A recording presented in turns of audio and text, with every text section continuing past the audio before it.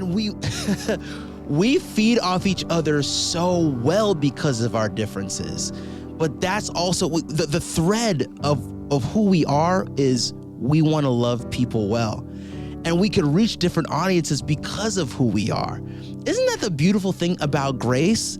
That even in my craziness and the craziness that he went through, that God could still see us fit to come together and make a beautiful and joyful noise to him.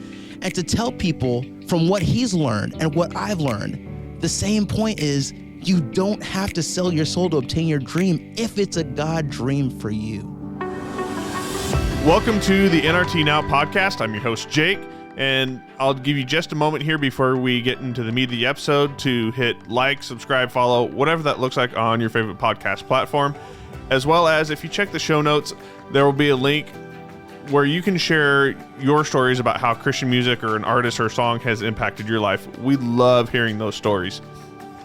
For this episode, I sat down with Kevin Olusola, and you may know Kevin from the band Pentatonix. And yes, we talk a little bit Pentatonix, but we really dig into the heart of his podcast, the Imagine Faith Talk, that he has with co-host Donovan.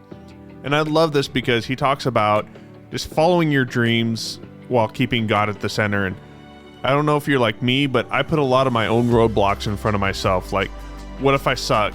Does this even matter? Am I just wasting time? Is this for me and my personal, or am I actually doing kingdom work? And there's just so many things that we can throw in our own way that make us stumble before we reach our dreams. But if it truly is a God-given dream, the start is simple. First is saying yes to God, and the second is telling God, I'll follow. And after that, well, we unpack that a little bit more, so let's go ahead and head on over to this conversation with Kevin. We're here with Kevin from Pentatonix. And Kevin, I was going to try and say your last name, but I knew I was going to butcher it 100%. Like I had it going great in my mind, and I'm not even going to try it. We're not even going to screw this up 10 seconds in. That's so funny. My name is Kevin Olusola, the last name. My dad's from Nigeria, so it's a Nigerian name. If you want to get even more technical, there's actually tones to it. So it's Olusola. Yeah, I would have been done. Like you would have been like, nope, sorry, we're out. Thanks for having me. We're done. That's so funny. So your father is Nigerian, and you guys actually grew up in the middle of Kentucky, of all places, from Nigeria to Kentucky. What's a little bit of that story? Yeah, so my mom's from Grenada and my dad's from Nigeria, and they came to the United States separately, but they met at a school called Loma Linda University, which is a Seventh-day Adventist school for health. So my mom was doing her MPH. My dad was doing some medical board exams so that he could be able to practice residency in the United States. They met there, and then from there they went to Philadelphia. My dad finished residency, had all my siblings there. And then my dad said, I want to move to the safest place in America, because being in these big cities, he had his car broken into, just stuff that he was not accustomed to. So a job opened up in Owensboro, Kentucky, and that's where we resided. That's where I grew up, and I loved it. It's such a beautiful town. We had wonderful people growing up. You know, Southern charm, Southern manners. I feel like I learned so much growing up there, and I give it to them for just, I think, putting a lot of the character that I have in me. I just always have a soft spot for Kentucky. And that's translated. Now you're all big time and you're big shot and all the stuff. Moved to LA, living the rock star life. But maybe, yeah. But that's translated. I think we might get through this episode here. But that's translated a little bit to where you're at now, where you're living now, just outside of LA. As we're getting set up here, you're just telling me a little bit about getting back to that country feel and just out of the hustle and bustle of everything. Yeah, no, my wife and my wife's from New Jersey, in a place called Westfield, and it's very kind of small suburban, and it feels similar in that way to where I grew up, Owensboro, Kentucky. So when we were, my wife was pregnant, and we were trying to figure out where we wanted to live, and this place is called Westlake Village. It just felt like us. At some points, it kind of has some of that East Coast foliage, but also feels so idyllic and beautiful. It's mountainous. It just has so much of the beauty that we wanted, and it's such a small town, about 10,000 people. So it just felt like the right place for us to raise our kids and focus on God and family and nature, just the things that really matter. Of course, you know, you go into Los Angeles, do your work there, and you appreciate LA for what it is, but it's so nice to kind of get out of the hustle and bustle and focus on the things that matter. So I love our life. I love what we do. I love where we are. Just talking a little bit about your journey, obviously we know you from Pentatonix, a small little band, I think has had a little bit of success. Made it onto a TV show or something like that. Do people know our band? I've never even heard of it, so I don't even know what you're talking about. I know that there are some people who have not heard of Pentatonix yet, even the Christmas stuff. I got to say, we've been fans of Pentatonix from like the get-go. We're like OG Pentatonix crew. Oh, wow. That's so special. Thank you. Trivia time. And I know you know this answer, but we'll pause for audience participation here.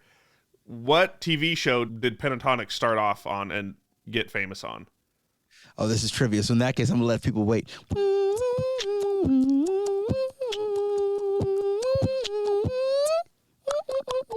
I'm just joking.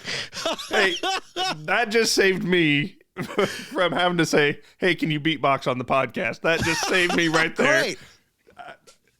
I'm a dork, and it was going to happen some point somewhere. That just saved me, man. I appreciate it. Well, I'll give a little bit of the story. So basically, Pentatonix came together. 3 of the members are from Arlington, Texas. And one of our bandmates, Scott, he wanted to go to University of Southern California for school. And while he was there, he found out about this whole a cappella community through the SoCal Vocals. And it was so just kind of interesting and exciting for him, especially with all the show choir background that he had. And he heard about this TV show, as you said, we're talking about in the trivia, called The Sing Off, which was on NBC. It was a big a cappella competition on a kind of glossy TV format. And he was really interested in doing that. So he asked his 2 best friends from Arlington, Texas, to join him. But they needed a bass and a beatboxer to round out the sound. So they asked, at the time, Avi Kaplan, who was just an amazing bass that our producer Ben Bram had heard of, and he brought him in to that. And for me, I had a video that was going viral at the time of me playing cello and beatboxing. So it's this thing I call cello boxing. I coined this phrase of when you play cello and beatbox simultaneously. And the video went viral at the time, and they said, that's the guy that we need. And if we had to get into this whole story, I cannot even tell you how much of a God story it was. Literally, just from me trying to get into music to this point. I will tell you the whole story if you asked, but God is good, man. Well, and I think that ties into your podcast that we're here to talk about is just how God moves in your dreams. So I think we do need to hear a little bit about that story, because that's just part of what we're here to talk about, in at least the way I see it. Yeah, for sure. Well, this is the story. I came into music so unexpectedly. My whole goal was to be a doctor. My dad, once again, Nigeria, my mom, Grenada. When you come to the United States as an immigrant, your hope is that your children do something like being a doctor, a lawyer, an engineer, right? The American dream, because you've worked so hard to bring a certain level of stability and comfort here, and to have your children continue on that path forward, if you will, that continuous progress, if you will. So that's why I went to boarding school at Andover, right? I was so interested in education and learning. That's why I went to Yale for undergrad as an East Asian Studies major, so I'm fluent in Chinese and also pre-med. Oh yeah, 没有人知道这个 I love Chinese. 我真的爱学中文. So anyway, that's a little bit for you. We'll get Google Translate to hit that later. Yeah, exactly. You'll figure it out. But while I was there, I could tell that God was doing some work in me, because he was showing me, I'm going to help you study some skills in academia that I know you think is for medicine, but it's actually for another path that I called for you. And so what happened was I started to understand this whole cello boxing thing, right? How do you even take cello and beatboxing at the same time, right? How do you even think about that?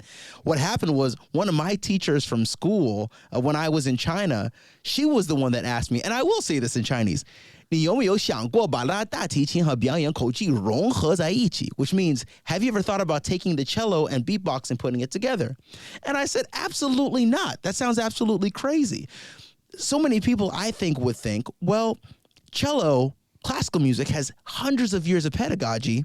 Why would you think to put something like a hip-hop beatboxing, on top of this? It could, quote-unquote, tarnish classical music. But one of the things that we talk about on this podcast, Imagine Faith Talk, right? If God is a creator, then we are creators as well because we are made in his image. And we have to do it within the uniqueness God has called us to. This is where God had called me to be unique. And that's when I started to pursue it. And that led to certain opportunities. My junior year, I had a competition that I entered with Yo-Yo Ma, and I got second place in this competition. And he said that my music was inventive and unexpected.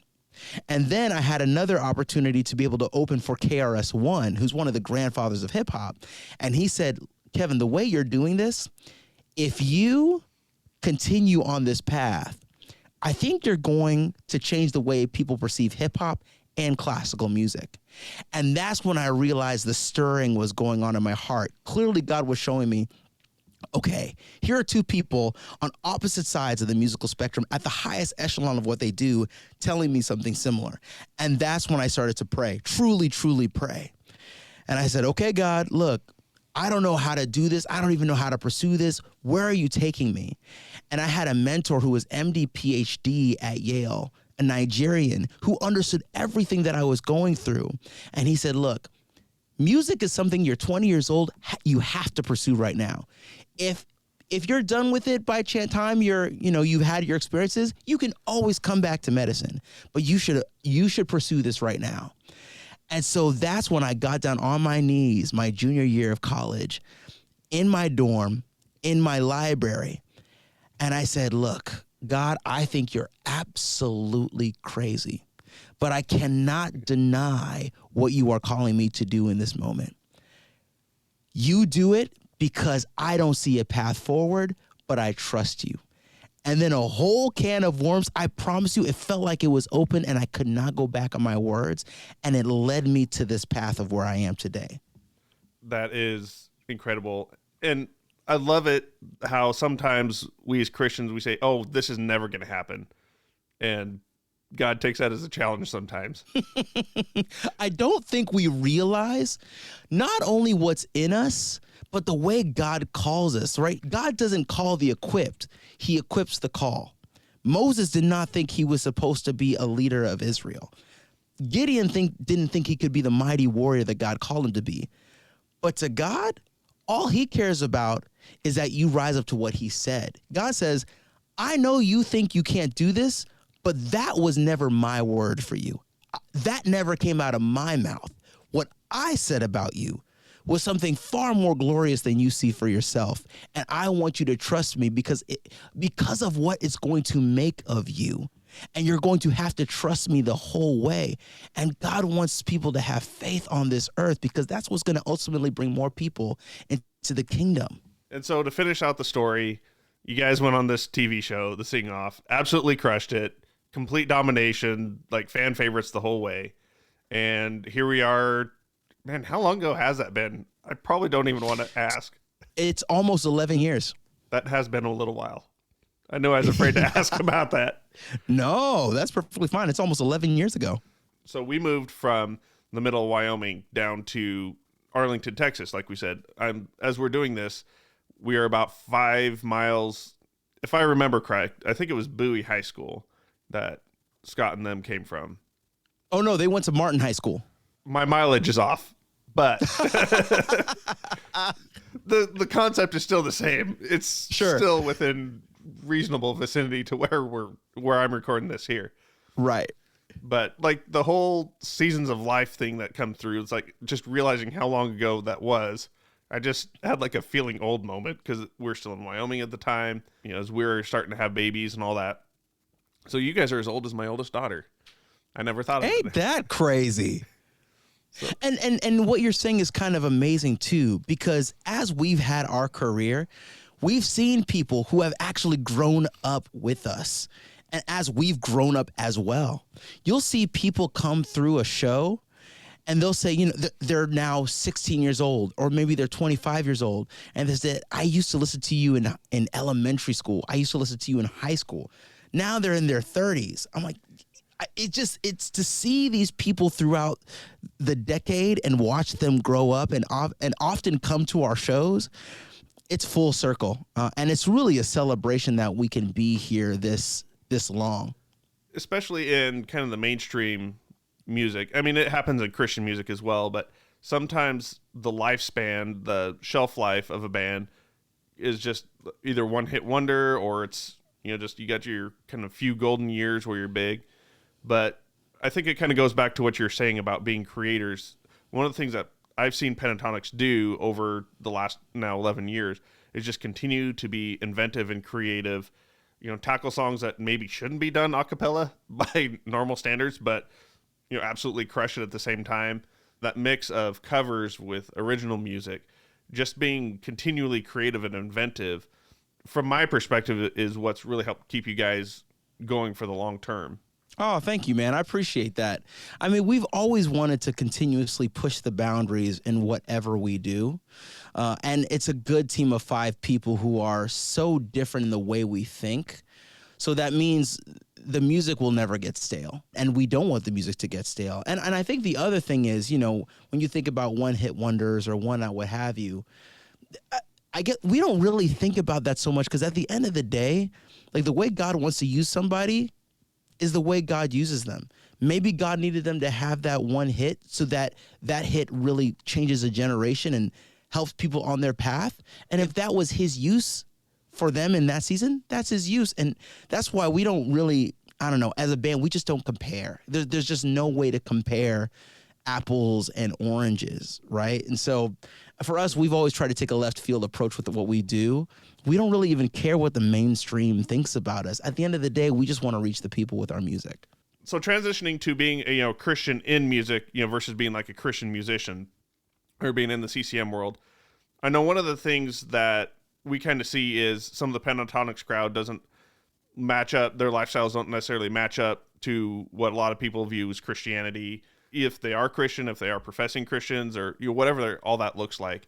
I know this is part of your podcast here, talking about not losing your soul in the middle of finding fame and success and all that. Can you just describe a little bit about your journey, talk a little bit about your journey about being a Christian in music in some of these spaces where you're not surrounded by other Christians? Sure.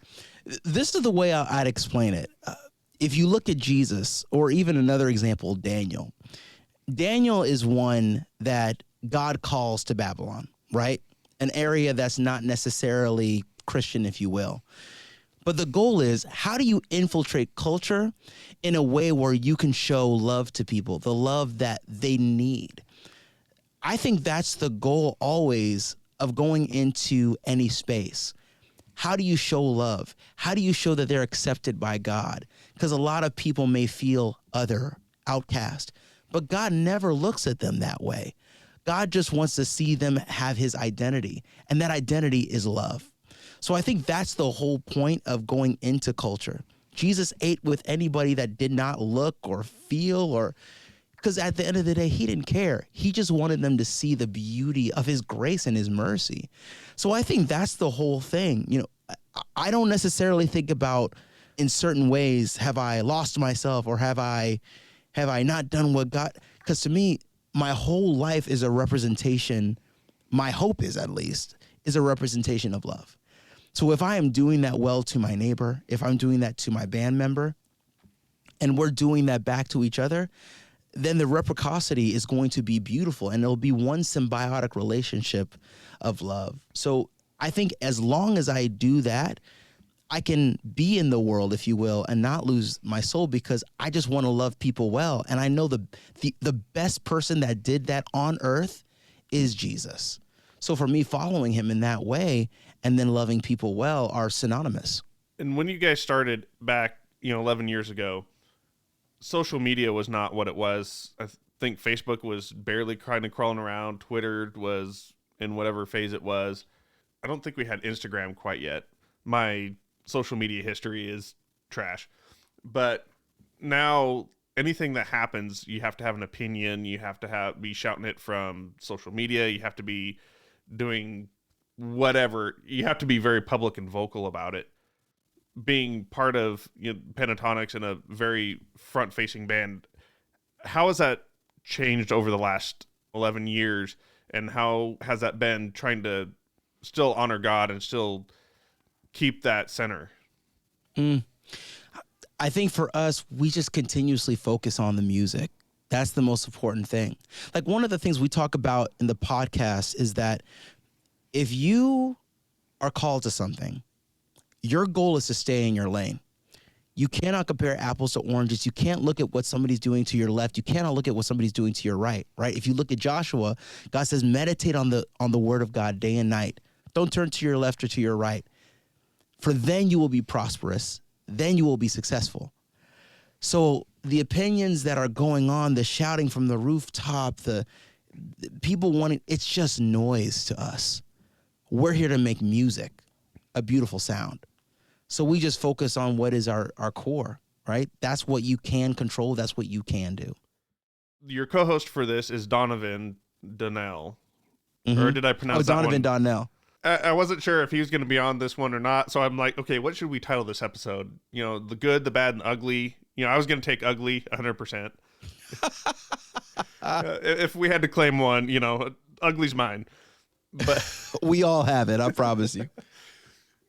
But one of the cool things that as I've seen this podcast come through and seen some of the stuff that's come out from this podcast, is just the other different viewpoint. You have yourself, who has come from, the pre-med, kind of doing everything right by the book kind of stuff. And then you have Donovan, who's kind of come from the other side of the tracks, if you will. I love how just those different viewpoints, you're talking about that earlier with the other guys from Pentatonix. And now we have that with this podcast as well. Just those different viewpoints attacking the same point. Dude, I love what you're saying. This is why I love Donovan. His life experience has really prepared him for what we're doing on this podcast. He's now a life coach. He's an entrepreneur. And we we feed off each other so well because of our differences. But that's also the thread of who we are is we want to love people well. And we can reach different audiences because of who we are. Isn't that the beautiful thing about grace? That even in my craziness and the craziness that he went through, that God could still see us fit to come together and make a beautiful and joyful noise to him. And to tell people from what he's learned and what I've learned, the same point is you don't have to sell your soul to obtain your dream if it's a God dream for you. We've both learned that. He learned that in the male exotic dancer industry when God told him, I need you to quit because I have something different prepared for you. And he said he learned, God, I don't want to get what I think you're calling me for. I want exactly what you prepared for me because that will be better than anything that I could have imagined. That's exactly what I told God too. Practically, I said, look, I don't know how I'm going to do music. You're going to have to do it knowing that I trust you. And what he prepared for me, I could have never, ever guaranteed or imagined any of this. And I think that's why he and I try to be very humble on this path, because we know it's not even about us. For us, this is about a God story that needs to be told, and especially for those high performers, those people who are young professionals in cities, the parents, the CEOs, the artists who are trying to do something on this earth, but they want to do it with the tenets of God, but they also need to optimize their performance. There's a way to do this. There is. But we have to meditate on the word of God day and night, and then raise our level of ambition on how we go about it, right? Faith without works is dead. If I could say this, faith without efficient work or optimized work is futile. So how do we make the works part of what we do? And we're not talking about salvation. We're talking about how efficient we can be in our calling. How do we optimize that in a way where people say, oh my gosh, like Daniel, an excellent spirit was found in him. How is he a leader of 120 leaders? It's because of the excellence. And that excellence points back. Who? to Jesus Christ. We know why we're here. That's the goal. And I think we see this, what's the word? I had a really smart word, and it just went, boing. Dude, that's me every single day. Every single day. And so I think in churches you see these two major schools of thought, or at least when you see kind of the extremes of you either got to live in poverty and you've got to suffer for the cause of Christ, or you have this prosperity gospel where you just trust in Jesus and all the good things will happen. I just love that there's a space with you and Donovan that are coming through of like, yes, but there's still work that's involved, because I think that's one of the things that I think there's pieces to both of that work well, right? Because there is a lot of work. Jesus talks about the parable of the talents. You don't just get a free ride just because you exist. He rebukes those who don't work. But at the same point, it's never been, you can never have success like the young rich ruler. It wasn't, hey, you shouldn't be rich. It's what do you treasure most? That's the key.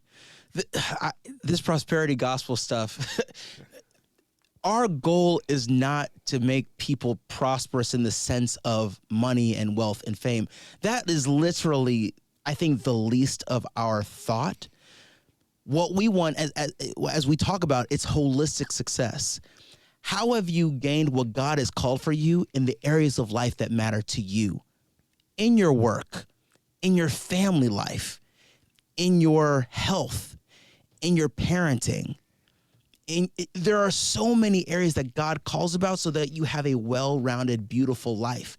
And money cannot give that to you. I want to be very clear. Money can help, sure. But joy and peace cannot come from money. There are so many people that we see that have that. Our band has been super successful, but I was super joyous when we had no money and I was renting an apartment for $600 in LA, which is nothing in Los Angeles, as I am today with money. Why? Because the focus cannot be the money. The focus must be the fact that I get to wake up every single day, worship my Creator, and do what He's called me to do, and try to be my best for my Creator so that people around me see the joy that I have doing what He's called me to do. And that's the major work of the podcast. You can do that not having money, and you could do that having money. It's still the same ethos. So as we start wrapping up this podcast episode here, I've got to ask like the corny, like super podcasty question, right? Sure. What's that? So someone who's feeling like they don't know where they're at, what they're doing, but they have that itch that there's something more. What is your word for somebody sitting in that space? My thing is that only God knows the next step. And even if God doesn't even feel close to you, my belief is that He's always seeking every single person to come to Him. My first thing is ask God, or if it's the universe that you're believing in, ask. Because one of the things it says in the Bible is ask and it shall be given to you, seek and ye shall find. Just ask. God, universe, I don't know, but I'd like to know. What do you have for me? That is the first step. And you open your heart. And then the next step, I always tell people, start with John. Start with the book of John. Find the Message version and just start to understand the character of God. On our podcast, we always say at the end, love transforms you, purpose defines you, and impact activates you by faith. The reason we say that is that you first have to know who God is. You have to know love, and love is God. Understand the way He thinks, feels, because from that perspective, now you can start to look into your purpose. What are the things that I'm good at? What are my natural gifts? What are my natural talents? You can understand that purpose that now will define you because you have the right perspective. And then once you understand that, you can go and impact your sphere of influence, whatever that may be. If you're a parent, it's your children. If it's your job, maybe it's your cohort of young professionals that you work with. Now your impact has some activation by faith in God. So I think you have to know the love first before you can really go out and do what you're called to do. So glad I asked that question now. Well, it was a long answer. You're probably like, gosh, this man talks so much, but that's why we have a podcast, because Donovan and I like to talk. See, full circle. Full circle. There you go. Well, man, now that we've got you warmed up, we got you warmed up. We got the beatboxing already in the episode. I know you have studio time here in just a little bit to bring us some new music here. Now that we've got you warmed up, we've done our job here. We better let you get back to the studio. For sure. Thank you so much for having me. I appreciate this. This was super, super fun.